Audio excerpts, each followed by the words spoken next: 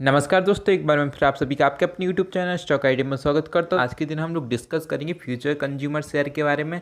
हम इस वीडियो में देखेंगे कि जो फ्यूचर कंज्यूमर शेयर है वो एक समय पर 2018-2019 के बिटवीन में 70-80 रुपये के बिटवीन में ट्रेड कर रहा था, लेकिन आज जो इसका शेयर प्राइस ट्रेड हो रहा है अप्रॉक्स 7 से 8 रुपये के बिटवीन में ट्रेड हो रहा है। तो ऐसा इस शेयर को हुआ क्या है कि जो इसका शेयर प्राइस पहले 70 रुपये हुआ करता था, जो कि अब 7 रुपीज़ हो गया। तो अप्रॉक्स 10 गुना इसके शेयर प्राइस में हम लोगों को कमी देखने को मिली। तो ऐसा किस कारण से उसको हम डिटेल में जानने की कोशिश करेंगे, और हम इस वीडियो में ये जानने की कोशिश करेंगे कि जो फ्यूचर कंज्यूमर का शेयर है वो फिर से क्या 50-60 रुपये तक आ पाएगा, उसको हम डिटेल में जानने की कोशिश करेंगे। और हम लोग इस वीडियो में देखेंगे कि जो फ्यूचर कंज्यूमर के पास अप्रॉक्स 11,000 करोड़ रुपीज़ का जो डेब्ट है वो डेब्ट इसके ऊपर आया कैसे, और वो अपने जो डेब्ट का रिस्ट्रक्चरिंग प्लान है उसको कैसे अंजाम देगा, मतलब जो उसका जो डेब्ट है वो कैसे कम करेगा, इसके बारे में हम लोग डिटेल में डिस्कस करेंगे। और दोस्तों, आप सभी को ये तो पता होगा कि जो फ्यूचर कंज्यूमर है उसने अभी राइट इशू लॉन्च किया, मतलब राइट इशू निकाला है इसने अपने डेब्ट को कम करने के लिए, जैसा कि रिलायंस कंपनी ने निकाला है। तो उसको हम डिटेल में डिस्कस करेंगे और ये भी जानने की कोशिश करेंगे कि जो राइट इशू निकाल रही है तो इससे जो कंपनी को वो कितना डेब्ट कम हो सकता है, कितना फ़ायदा हो सकता है कंपनी को, ये जानने की कोशिश करेंगे। और ये भी देखेंगे कि आपको राइट इशू इसमें लगाना है कि नहीं, मतलब राइट इशू के लिए अप्लाई करना है कि नहीं, इसको भी हम डिटेल में डिस्कस करेंगे। तो चलिए दोस्तों, देख लेते हैं आप। तो चलिए दोस्तों, वीडियो स्टार्ट करने से पहले हम लोग जो फ्यूचर कंज्यूमर कंपनी है उसकी थोड़ी इन्फॉर्मेशन देख लेते हैं। तो चलिए देखते हैं। Future consumer is the part of future group, मतलब जो फ्यूचर कंज्यूमर कंपनी है वो किस ग्रुप का पार्ट है, फ्यूचर ग्रुप का एक पार्ट है, इसी के अंतर्गत आती है। और मिस्टर किशोर बयानी जी हैं, वो इसके फाउंडर हैं, किसके, फ्यूचर ग्रुप के फाउंडर हैं। और इनको किस नाम से कंसिडर किया जाता है, इनको फादर ऑफ रिटेलर्स के नाम से भी कंसीडर किया जाता है। क्यों कंसीडर किया जाता है फादर ऑफ रिटेलर के नाम से, क्योंकि इन्होंने बिग बाज़ार जो सेंट्रल है उसका इस्टेब्लिशमेंट किया था, इनको स्टार्ट किया था। और इन 1987 इन्होंने पेंटालून्स का भी क्रिएशन किया था, जो अब बहुत ही फेमस हो चुका है, जिसको अब आदित्य बिरला ग्रुप ने खरीद लिया है। इसको हम डिटेल में अभी पीछे देखेंगे। तो दोस्तों, जैसा कि अभी हमने पीछे देखा है कि जो किशोर बयानी जी हैं उन्होंने पेंटालून का क्रिएशन किया था।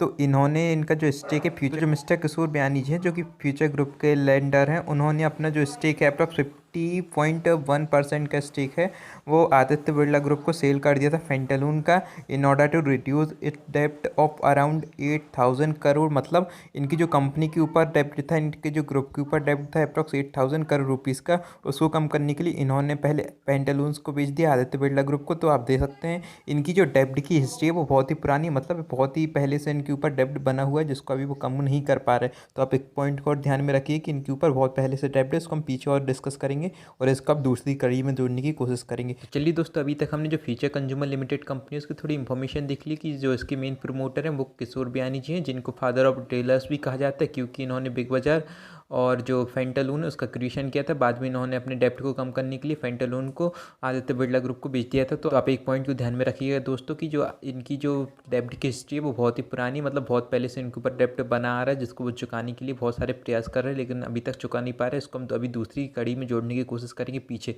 अब चलिए, हम लोग ने इसकी इन्फॉर्मेशन तो देख लिया, अब इसकी थोड़ी कंपनी के बारे में देख लेते हैं कि इसका जो बिजनेस है फ्यूचर कंज्यूमर लिमिटेड कंपनी का वो किस किस कैटेगरी में अपना बिजनेस करती है। तो चलिए देख लेते हैं, लेकिन उससे पहले मैं आपको बताना चाहूँगा कि एक एफएमसीजी कंपनी है, तो ये इसकी जो कैटेगरीज हैं वो सभी एफएमसीजी कंपनीज की होती हैं, उन्हीं की कैटेगरी में आएगी। तो चलिए देख लेते हैं क्या क्या बनाती है। ये फूड एंड बेवरेजेस का क्रिएशन करती है, और आप देख सकते हैं इसके ब्रांड अप्रॉक्स ये 7+5 अप्रॉक्स 13 ब्रांड्स पे दिए हैं, जिनमें फेमस है टेस्टी टीड, कर्मिक और गोल्डन हार्वेस्ट प्रीमियम, नीलगिरी जो कि साउथ साइड बहुत ही फेमस है, एकता और वेज अफेयर्स। इतने सारे जो ब्रांड्स हैं अप्रॉक्स 6 to 7 ब्रांड्स हैं इसके फूड एंड बेवरेजेस के, जो कि बहुत ही फेमस है, जहाँ से कभी ना कभी आपने भी इसके ब्रांड्स का कुछ फूड एंड बेवरेजेस को परचेस किया होगा। मैंने तो किया, इसी कारण से मैं बोल रहा हूँ। तो दोस्तों चलिए अब दूसरी कैटेगरी के बारे में डिस्कस कर लेते हैं। दूसरी कैटेगरी है होम केयर की। तो आप देख सकते हैं होम केयर में अप्रॉक्स 6 ब्रांड है इसके पास, और अपने जो प्रोडक्ट्स को इन्हीं ब्रांड्स के अंदर सेल करती है, जिसमें जो फेमस एक तो बूम हो गया जो आपको अमेजोन पर मिल सकता है, और एक प्रेम, ये दोनों ही बहुत ही फेमस ब्रांड है, आपको दोनों अमेजोन पर देखने को मिल जाएंगे।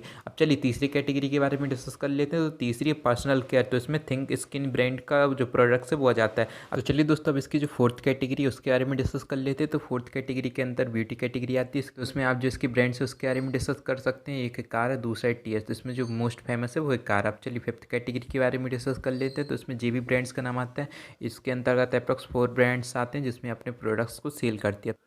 तो चलिए दोस्तों, अभी तक हमने इस कंपनी की इन्फॉर्मेशन देख ली और इसका बिजनेस देख लिया कि इसकी बिजनेस किस सेगमेंट का है और किस किस कैटेगरी में अपना बिजनेस करते हैं। अब चलिए दोस्तों आगे देख लेते हैं। तो चलिए दोस्तों, अब जो फ्यूचर कंज्यूमर कंपनी है वो अपने प्रोडक्ट्स को सेल कैसे करती है उसके बारे में डिस्कस कर लेते हैं। तो आप देख सकते हैं इसके 3 नेटवर्क हैं, 3 चैनल हैं। पहला है FG नेटवर्क, मतलब फ्यूचर कंज्यूमर नेटवर्क है। दूसरा है आउटसाइड चैनल और तीसरा है ऑनलाइन।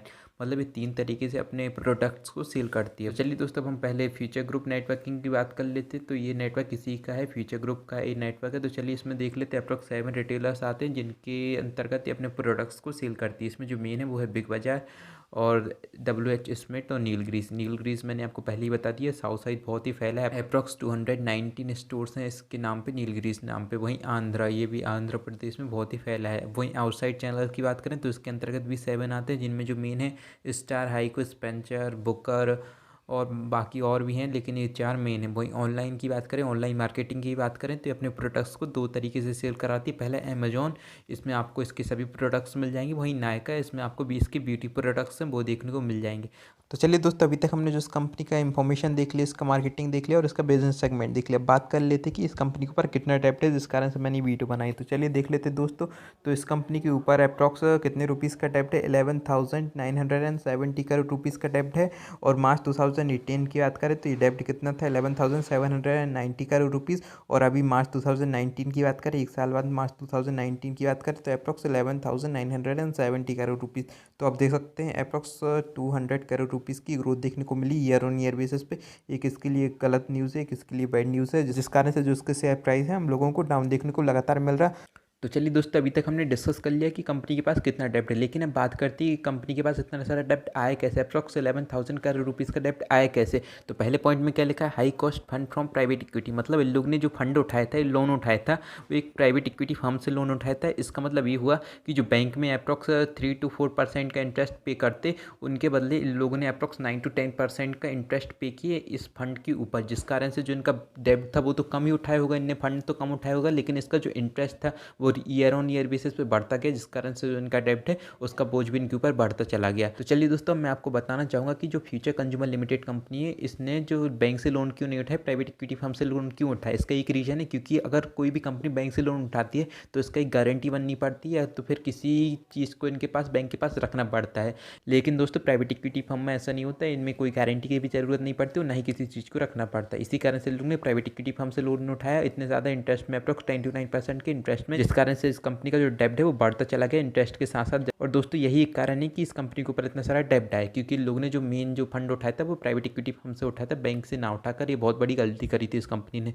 तो दोस्तों, अब बात कर लेते हैं कि जो फ्यूचर कंज्यूमर लिमिटेड है उसने इतना सारा डेब्ट उठाया क्यों, किस रीजन से होता है। क्योंकि अपने बिजनेस को एक्सपांड कराना चाहते थे और अपनी रिटेलर चेन्स खोलना चाहते थे और अपनी कंपनीज को बढ़ाना चाहते थे। लेकिन ये उल्टा साबित हुआ, इनकी जो रिटेलर चेन स्टेब्लिश करनी चाहिए नहीं रही, वो ज़्यादा नहीं चली और इनका जो बिजनेस है वो भी एक्सपेंड नहीं हो पाया। एक्सपेंड हो गया तो इनकी सेल नहीं हो पाई बिजनेस में, जिस कारण से इनके ऊपर इतना सारा डेब्ट आ गया। तो चलिए दोस्तों, अभी हमने इस पॉइंट में डिस्कस कर लिया कि इस कंपनी के ऊपर इतना सारा डेब्ट आया कैसे, क्योंकि लोग ने प्राइवेट इक्विटी फर्म से अपना फंड उठाया तो दूसरे अपने बिजनेस को एक्सपांड करना चाहती थी, लेकिन उनके अनुसार ये एक्सपांड नहीं हो पाया, जिस कारण से इस कंपनी के ऊपर इतना सारा डेब्ट आ गया। तो चलिए दोस्तों, बात कर लेते हैं कि जो मिस्टर किशोर बियानी जी हैं वो अपनी कंपनी का डेब्ट कम करने के लिए क्या क्या कदम उठा रहे हैं। तो चलिए देख लेते हैं दोस्तों। जो मिस्टर किशोर बियानी जी हैं वो अपनी स्टेक को बेच रहे हैं जो उनके पास है अपने ग्रुप की, मतलब फ्यूचर ग्रुप की कंपनीज का। जैसे एक इंश्योरेंस कंपनी का इनके पास स्टेक है अप्रॉक्स 50% से अब, तो वो अपने स्टेक को बेचना चाह रहे हैं। तो एक कदम हो गया कि जो किशोर बियानी जी हैं वो अपने स्टेक को बेच रहे हैं जो उनके पास है उनकी जो फ्यूचर ग्रुप कंपनीज का। तो दोस्तों, एक कदम हो गया कि जो मिस्टर किशोर बियानी जी हैं वो अपने स्टेक को सेल कर रहे हैं जो उनके पास है फ्यूचर ग्रुप कंपनीज का, इस डेब्ट को कम करने के लिए। तो दोस्तों, एक कंपनी का नाम आता है जिनका ये स्टेक बेचना चाहते थे, उसका नाम है जनरली इंडिया इंश्योरेंस लिमिटेड। लेकिन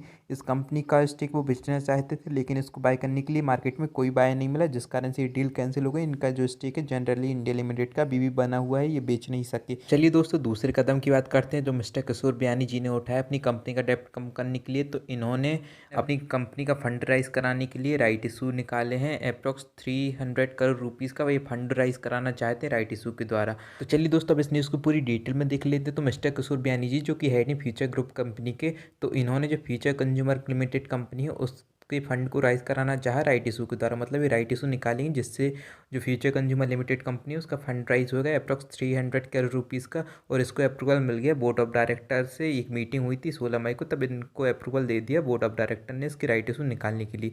अब चलिए दोस्तों और आगे देख लेते हैं। As per the BSE filing the board has appointed a committee of director that will be finalize the term and condition of the right issue. तो दोस्तों BSE की फाइलिंग के अकॉर्डिंग जो बोर्ड ऑफ डायरेक्टर है उनने committee बनाई directors की, वो फाइनलाइज करेंगी कि term and condition of the right, तो वो फाइनलाइज करेंगी जो टर्म एंड कंडीशन है राइट इशू की उनको, जिसमें इंक्लूड रहेगा right entitlement ratio, issue price, record date and payment option, timing of the right issue and other related matter.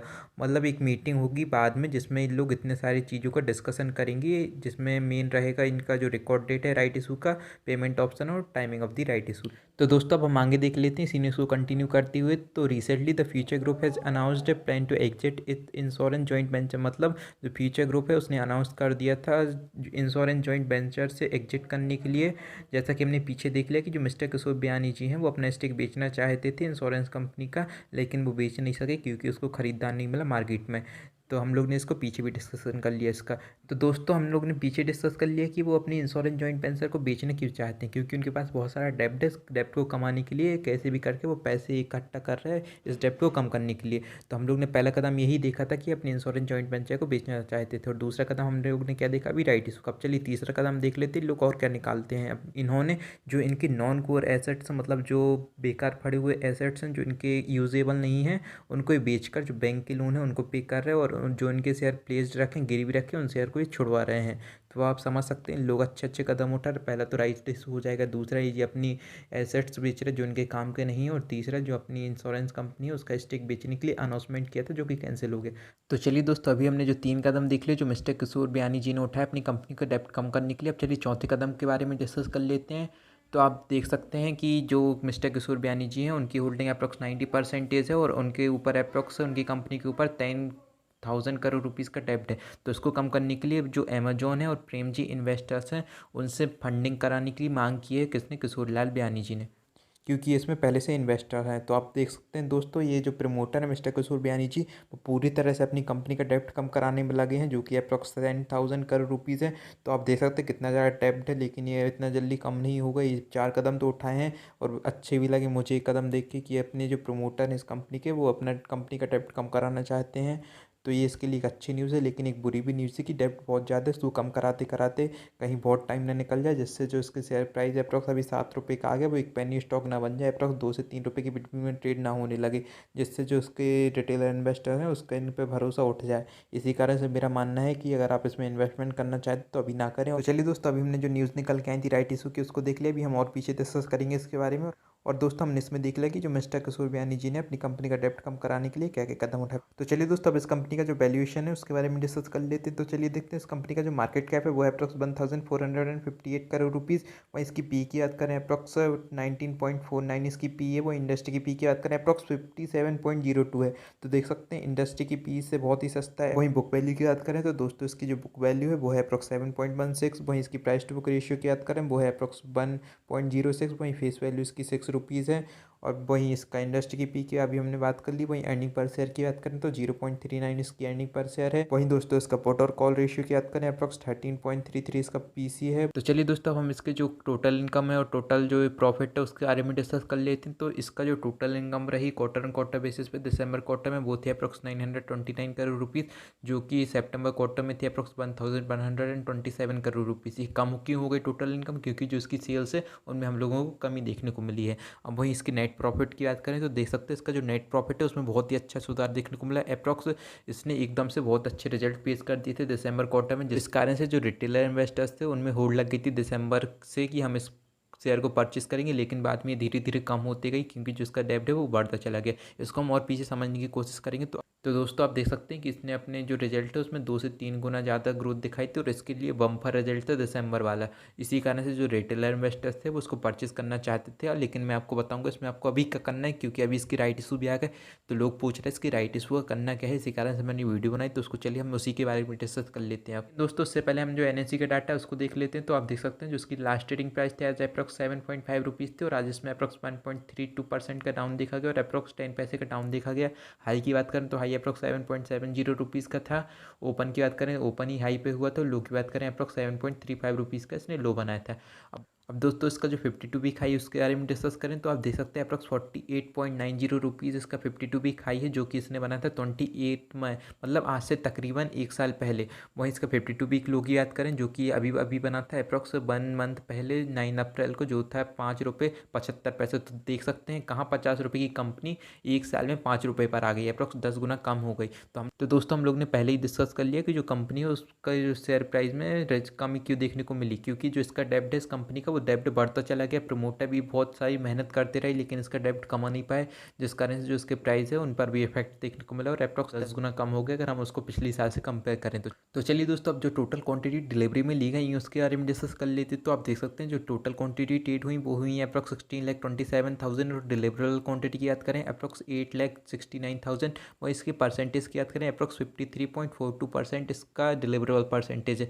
मतलब लोग अभी इसमें इंटरेस्ट दिखा रहे हैं क्योंकि राइट इशू आया है और इसका जो प्राइस है वो अट्रैक्टिव लग रहा है लोगों को। अप्रॉक्स 7 रुपीज़ इसका प्राइस है जो अट्रैक्टिव लग रहा है लोगों को। तो दोस्तों मैं आपको मेरी राय बताना चाहूँगा कि आप इस शेयर को अगर परचेज़ करना चाहते हैं तो भूल जाएं, इस शेयर को कभी परचेज़ ना करें। अब जब परचेज़ करना रहेगा मैं आपको एक नई वीडियो बना के बताऊँगा, लेकिन अभी फिलहाल उसको परचेज़ ना करें। इससे अच्छी कंपनी भी मार्केट में है।